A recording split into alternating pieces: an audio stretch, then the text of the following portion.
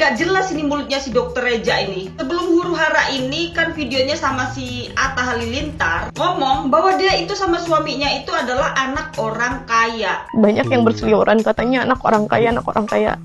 Ya ini sebenarnya orang kaya tapi katanya berjuang dari nol. Jadi pada saat itu kan aku ngontrak rumah gara-gara aku tuh anak orang kaya ceritanya. Ceritanya tuh anak orang kaya, dia juga sama. Oh dulunya? Namanya kan masuk kedokteran nggak mungkin dong gitu. Bukan dari orang bener-bener. Terus halo guys, kembali lagi di channel FKR Project ya. Kali ini kita bakal ngebahas reaksi dari netizen setelah denger podcast Reza Gladys dengan FS. Nah, di sini menimbulkan banyak reaksi dan berpendapat dari sisi netizen. Yaudah kayak gitu aja. Dan saya juga ingin mempromosikan satu produk ya. Nih ada dari FKR Crunchy, ini adalah keripik ya, keripik pisang ukuran besar, sedang dan kecil. Ya udah sih kayak gitu aja. Dan ada juga produk parfum nih dari Krusita, ini produknya Erlika Karlina. Semalam live kalian nanya kasus DJ Panda belum ada updatean ya. Masih masalah stoler ya, harganya 85 juta. Kita mulai videonya serius, let's go.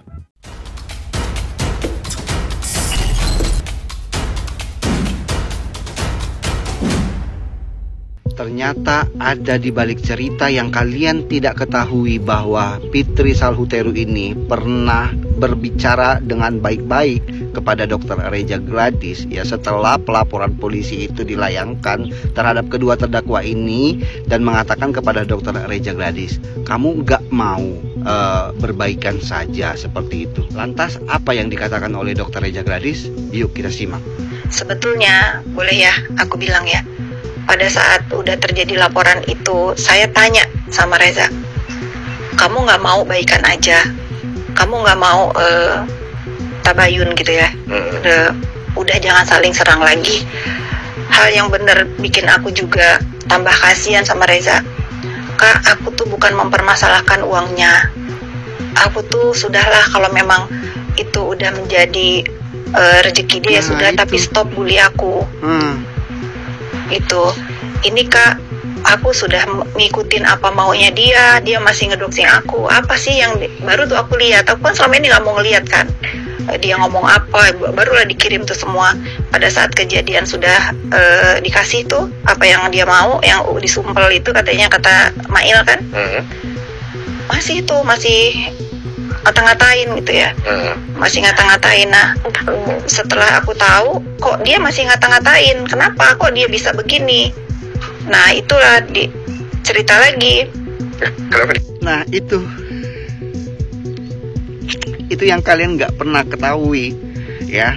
Itu Dr. Reza bahkan sampai tidak mempermasalahkan uang yang telah dia layangkan sebesar 4 miliar. Apa yang dimauin telah dia turuti. Tetapi apa yang dia dapatkan setelah dia memberikan itu? Bulian tetap ada, cacian tetap ada, sampai dia merasa nggak nyaman. Terus kalian lah ya, babu-babu online-nya NM ini yang selalu copy paste omongannya si terdakwa itu, lalu kalian serang Dr. Reza Gladys ini, baik dia ketika live, baik dia memposting konten di kolom komentar. Itulah kata-kata yang selalu kalian berikan, copy paste dari si terdakwa itu, tanpa kalian pernah berpikir secara jernih. Sudah dapatkan 4 liter tetapi selalu ngata-ngatain. Gue jadi bertanya, ini kalian tuh di mana sebenarnya? Kalian percaya FS bilang kayak gitu? Saya agak ragu ya menasehati DRG pengen masalahnya clear gitu kan, udah damai aja, itu saya agak ragu tuh. Soalnya FS ini adalah salah satu udah jadi musuh bebuyutannya Nikita ya, dan mereka berdua ini saling pengen mempenjerongkan lah ya, saling pengen mencerongkan. Kayak agak nggak percaya saya ya, atau memperbaiki nama. Karena di video kemarin ini mereka bertiga ini kayak ketawa-ketawa ketika Nikita Mirzani ketangkep.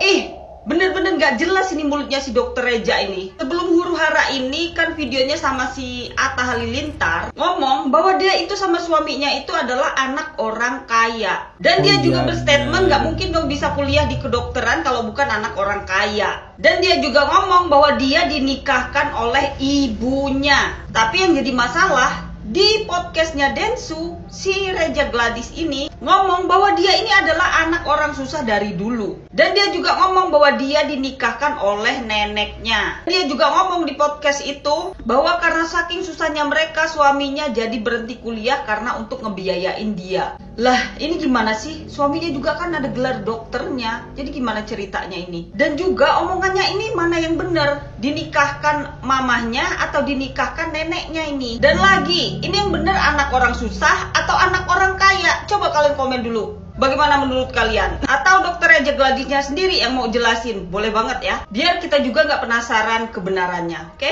Oke, jadi emang kemarin kalau kalian udah nonton di video yang ini, di situ muncul statement di mana dia orang susah, teman-teman. Tapi pada ketemu dokter Reja Gladys dengan Atta Halilintar, dia membuat statement seperti ini nih. Anak orang kaya ceritanya tuh anak orang kaya, dia juga sama. Dulunya namanya kan masuk kedokteran nggak mungkin dong gitu. Bukan dari orang. Banyak yang berseliweran katanya anak orang kaya. Ya ini sebenarnya orang kaya tapi katanya berjuang dari nol. Nah banyak orang yang nggak tahu bahwa ya ini alasannya gitu. Jadi kalau kamu pernah ngomong bahwa kamu anak orang kaya, sebenarnya kamu bukan anak orang kaya gitu maksudnya. Emang iya. Gimana coba konsepnya kan? Kalian penasaran rumahnya seperti apa? Udah kayak istana. Ini taman ya dok ya? Ya ini taman yang satu. Terus lagi enak sih kalau sore-sore di sini anak-anak main. Tapi dok, waktu dokter dulu waktu beli rumah ini kan dokter katanya dulu pernah dikejar-kejar di debt collector. Ya. Itu beneran? Aku yang dikejar sebenarnya, dia yang di depan. Dikejar-kejar itu maksudnya sampai digedor-gedor debt collector. Sampai masuk ke dalam. Sampai masuk ke dalam. Aku ngumpet di toren di belakang. Jadi pada saat itu kan aku ngontrak rumah gara-gara aku tuh anak orang kaya ceritanya. Ceritanya tuh anak orang kaya, dia juga sama. Dulunya namanya kan masuk kedokteran nggak mungkin dong gitu. Bukan dari orang bener-bener. Terus mama aku suruh aku nikah. Aku pikir ya udah masih difasilitasin sama keluarga. Ternyata pada saat nikah mamaku bilang ya mintalah sama suami kamu. Terus pada saat itu keluarga kita duduknya lagi drop juga kan. Sampai suami aku nih tanpa kita prediksi lah, namanya hidup kan ya. Jadi di saat nikah malah dari keluarganya dia juga ada cobaan, dari keluarga aku juga ada cobaan, jadi minjem duit. Enggak, jadi keluarga aku tuh pengusaha, terus lagi drop usahanya, bapaknya ini tuh di pemerintahan gitu, terus dia juga nyalonin dan semuanya habis gitu. Kalah, jadi habis tabungannya gara-gara nyalek ya. Hati-hati ya kalau nyalek. Jangan sampai habis-habisan. Ya, karena kos politiknya mahal. Dan itu pas kita nikah, jadi kita yang kena. Sampai akhirnya apartemenku yang aku tinggal sebelumnya tuh dijual sama mamaku. Terus diajak deh. Mobil aku dijual. Diajak deh tinggal di kontrakan. Di kontrakan tuh kita melolo, nggak punya kasur, nggak punya kursi, nggak punya TV. Terus aku lagi hamil, ceritanya. lagi hamil, belum hamil ya. Belum hamil. Nah terus tiba-tiba besoknya udah ada kursi, udah ada apa. Terus dia bilang udah ada duit, ada uang. Ternyata dia ternyata dulu tuh ada di tempat apa namanya furniture gitu. Terus di situ bisa pinjam gitu, jaminannya cuma KTP gitu. Kayak pinjol gitu ya. Nah, terus zaman dulu itu kan kalau KTP itu kan bisa dibikin langsung gitu kan. Nah, ya udah aku bikin pinjam KTP dengan alamat rumah itu. Dapat pinjam duit berapa tuh waktu itu? Enggak duit, jadi dapat furniture. Jadi kursi, meja makan, pakai KTP. Ya kasur, semua pakai KTP. Dijamininnya sama itu. Jadi tanpa DP ceritanya. Tanpa DP. Nah, setelah itu. Tapi setelah itu aku lagi hamil besar, tiba-tiba ada toko-toko rumah. Dia bilangin lagi praktek ke mana? Banjar, lagi praktek ke Banjar. Terus dia ngumpet kan di belakang tuh ada toren air kan, dia ngumpet di toren air. Aku lagi hamil langsung ngadepin yang ini belum bayar, bla. Baru aku di situ tahu, oh jadi ternyata kamu punya kursi, punya kasur. Oh tapi seru ya, jadi ada ceritanya jadi.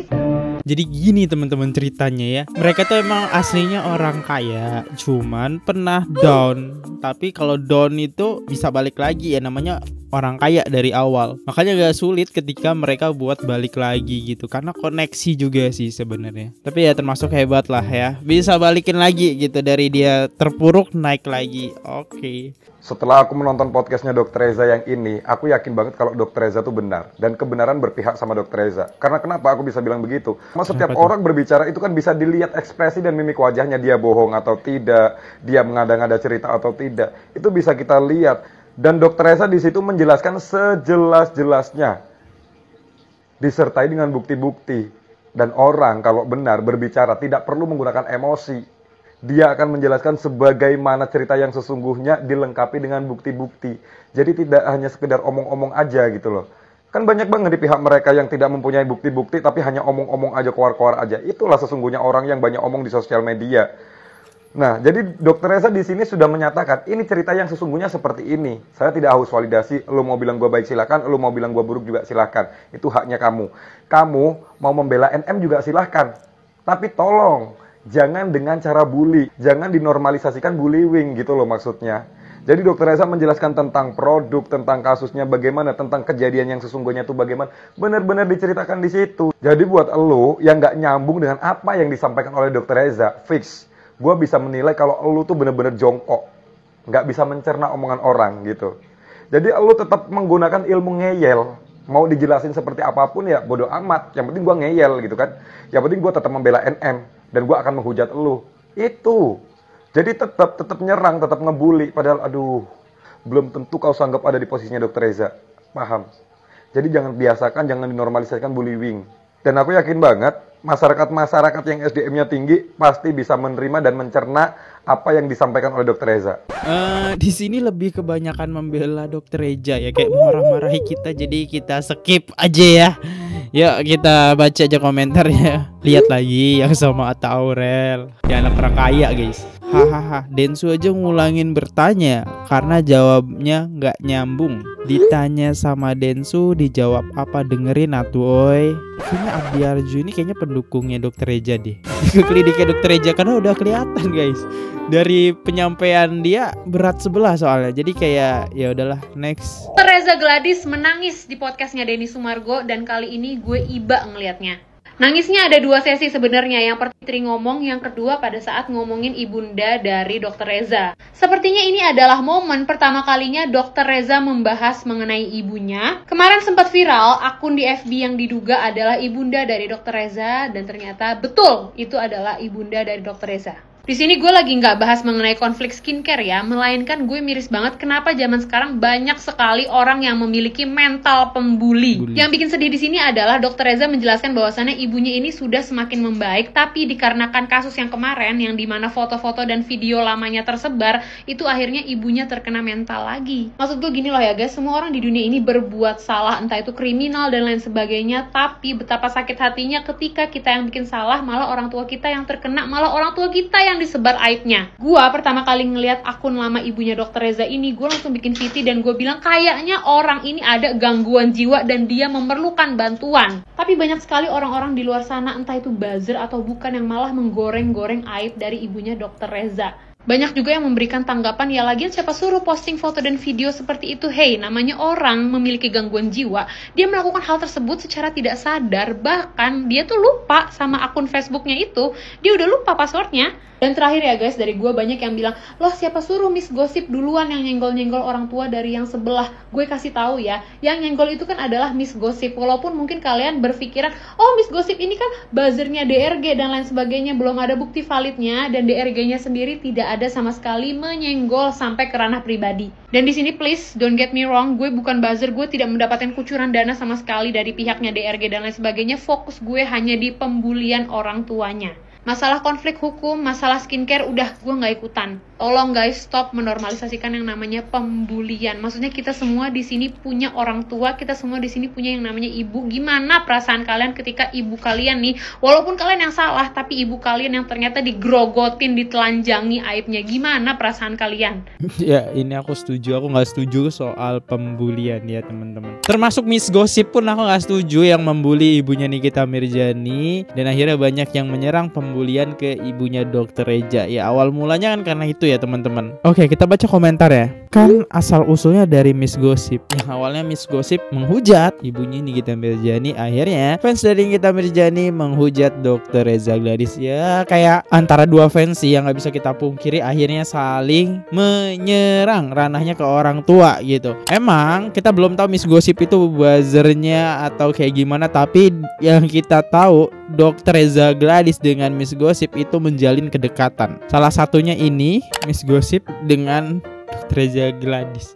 Itu bajunya kapelan. Nah, ini hari yang mantap.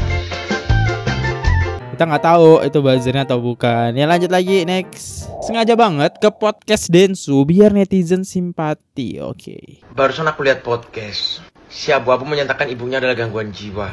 Waktu itu nggak diakuin. Kok tiba-tiba diakuin, ini kenapa? Gangguan jiwa bisa pegang handphone. Maksud aku, itu kan udah parah gitu. Kenapa masih dikasih handphone gitu? Karena foto tak senonoh. Terus yang fotoin itu siapa? Pengen tahu siapa yang fotoin itu. Bahkan pernah ada burung kakak tua, anak kecil. Itu punya siapa? Apa baru dibawa masuk? Soalnya kemarin sempet katanya kelihatan orang tersebut bawa mamanya ke rumah sakit jiwa biar mendapatkan surat. Ya next, no comment lah kalau bagian ini ya. Lanjut. Itu podcastnya Bang Densu sama Dr. Reza tuh sampai gue nonton berkali-kali loh, sampai gue putar lagi, ulang lagi, putar lagi, ulang lagi. Waktu di awal kan dia bilang tuh kalau yang dia jual itu adalah vouchernya ya kan, jadi vouchernya untuk kita tuh treatment ke kliniknya gitu kan. Tapi di akhir waktu dia ngomong, waktu ditanya sama Bang Densu, kok Nikmir bisa dapet gitu kan, terus dia baru bilang kan, iya soalnya waktu itu kita masih jual sebelum izin edarnya dicabut tahun 2024. Hah? Akhirnya gue puter lagi tuh ke depan. Lah pertama lu bilangnya voucher yang lu jual, terus kenapa di akhir lu bilangnya iya soalnya waktu itu izin edarnya belum dicabut, jadi kita masih jual produknya. Lah gimana dong? Podcast sana sini, akhirnya nangis Bombay. Kenapa sayang? Habis 4 miliarnya. Udah lebih dari 4 miliar habisnya. Makanya jangan percaya Dalang. Dalang ngambil udah lebih berapa tuh? Markius ya. Tuh sekarang nangis Bombay. Playing tip Anda ya. Dikira biar mereka para simpatik. Yang ada enak muak.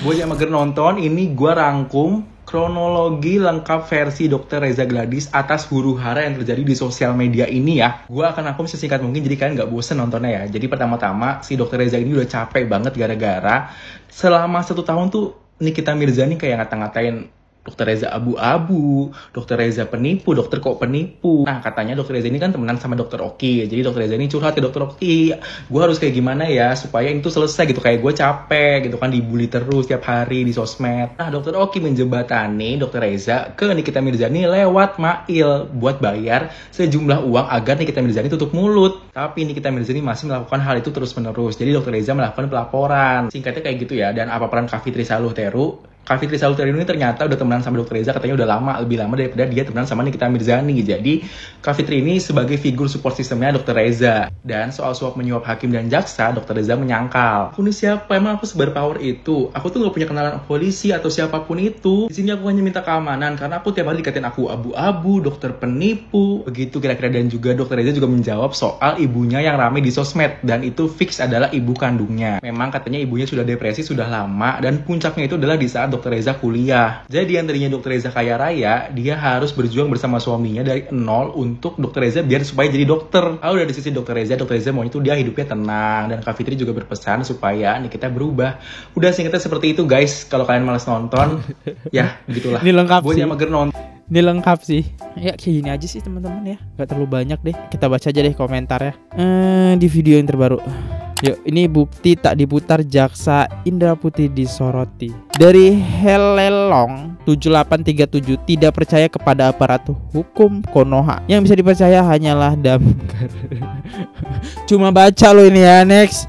Kamu mah mengerikan aja. Ahyudi Hayati 5854. Saya pribadi lihat JPU dari sidang awal sudah nggak suka sikap, tidak mencerminkan sikap seorang jaksa. Ya, bener. Next, Elzamai. Sekilas dari rekaman percakapan yang aku denger sih bukan AI. Soalnya kalau suara dari AI itu percakapannya biasanya terkesan kaku. Bener, itu bukan AI. Kita tinggal tunggu aja waktu persidangan Kamis. Ya berarti hari ini dong ya. Ini hari Kamis kan. Ya kita tunggu guys ya, untuk bukti rekamannya apakah diterima sama jaksa. Soal bayar membayar, ya saya undur dulu. Kalau salah kata mau dimaafkan. Sampai jumpa di next video. Thank you banget yang sudah komentar. See you, goodbye, bye bye, subscribe. Oke guys, subscribe channel FKR Project. Jangan lupa kalian subscribe channelnya FKR Project. Subscribe channel FKR Project. Hai guys, jangan lupa untuk subscribe FKR Project.